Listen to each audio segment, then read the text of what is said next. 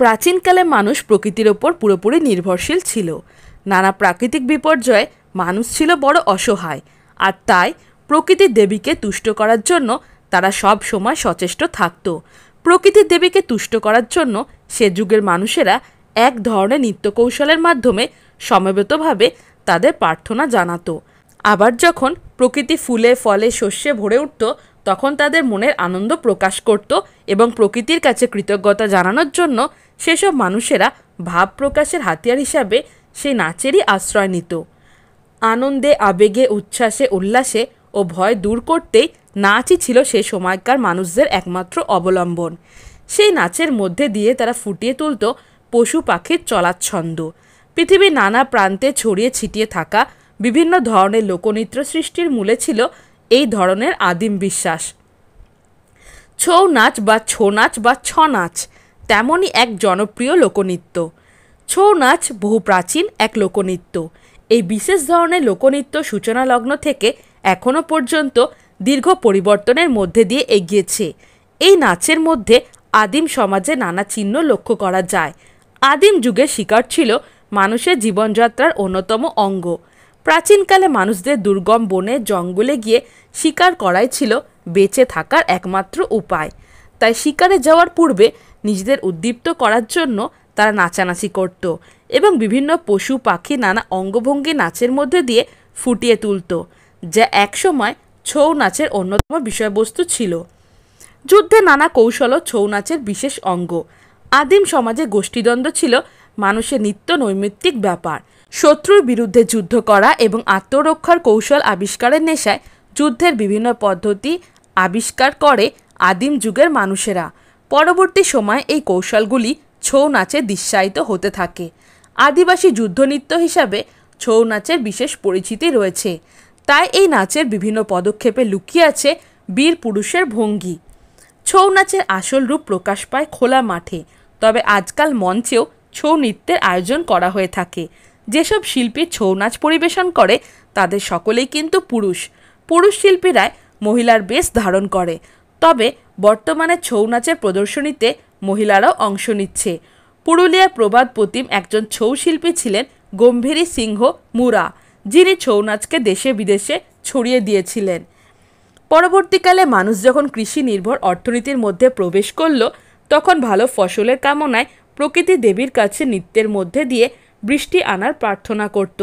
তারা মনে করত নাচের মাধ্যমে তারা বৃষ্টি আনতে পারবে এবং তার ফলে পৃথিবীর হয়ে উঠবে শস্য শ্যামলা।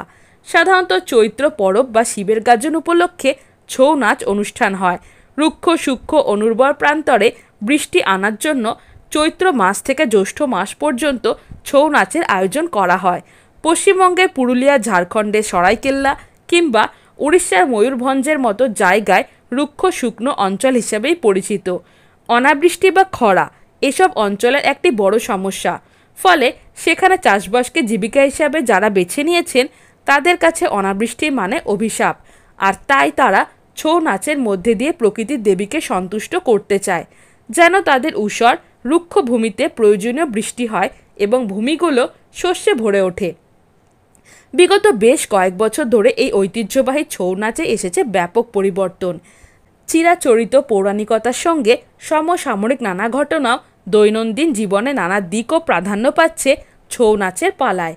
ছৌ নাচের ব্যুৎপত্তিগত অর্থ নিয়েও নানা মত আছে। কারোর মতে ছায়া শব্দটি ছৌ শব্দের উৎপত্তি, আরেক পক্ষ মনে করে ছম শব্দ থেকে ছৌ শব্দটি এসেছে। আবার কারোর মতে ছৌ শব্দ আঞ্চলিক অর্থ ছলনা বা সং। চোখে মুখে রং মেখে ঝকঝকে পোশাক পরে কোনো দেবদেবী কিংবা পশু পাখির ছদ্মবেশ ধারণ করাকে বলা হয় সং সাজা।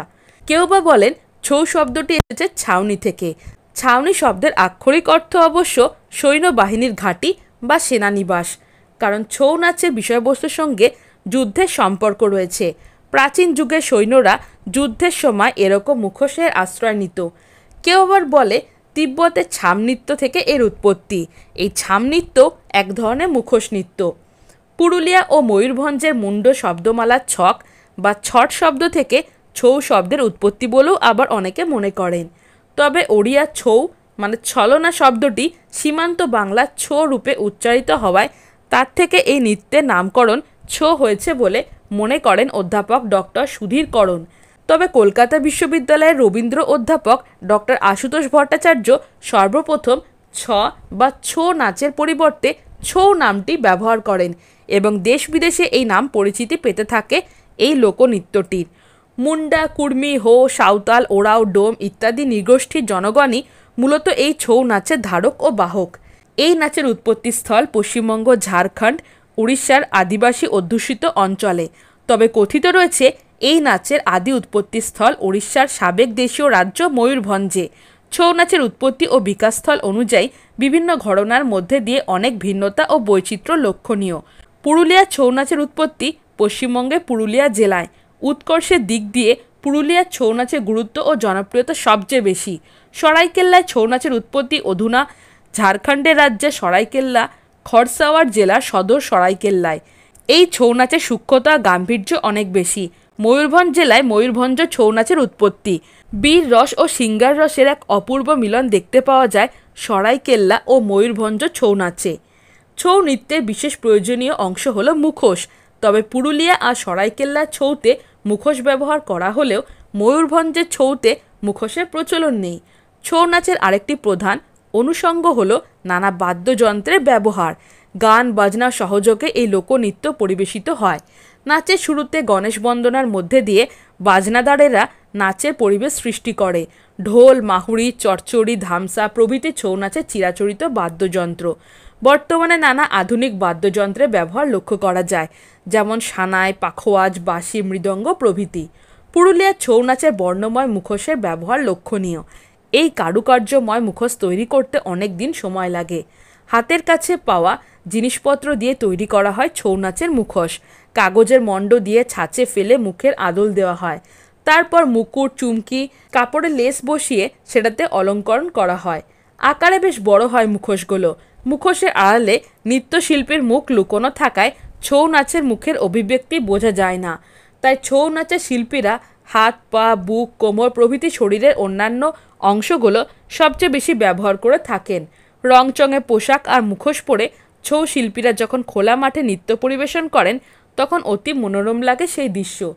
নিপুণ দক্ষতায় ছৌ শিল্পীরা তাদের নাচের মাধ্যমে বীর রস ফুটিয়ে তোলেন।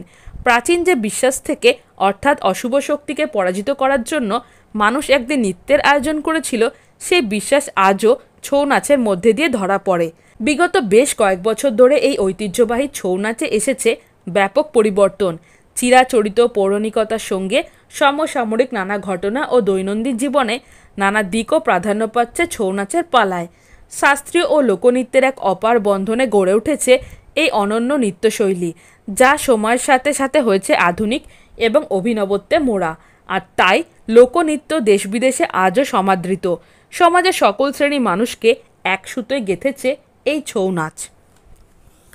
হ্যালো ফ্রেন্ডস, আমি জয়িতা। আপনারা দেখছেন বুক অফ নলেজ চ্যানেল। আপনি কি খাদ্যরসিক বা ভ্রমণ প্রেমী?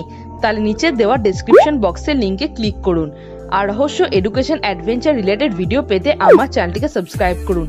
ভালো লাগলে অবশ্যই লাইক, কমেন্ট আর বন্ধুদের সাথে শেয়ার করুন।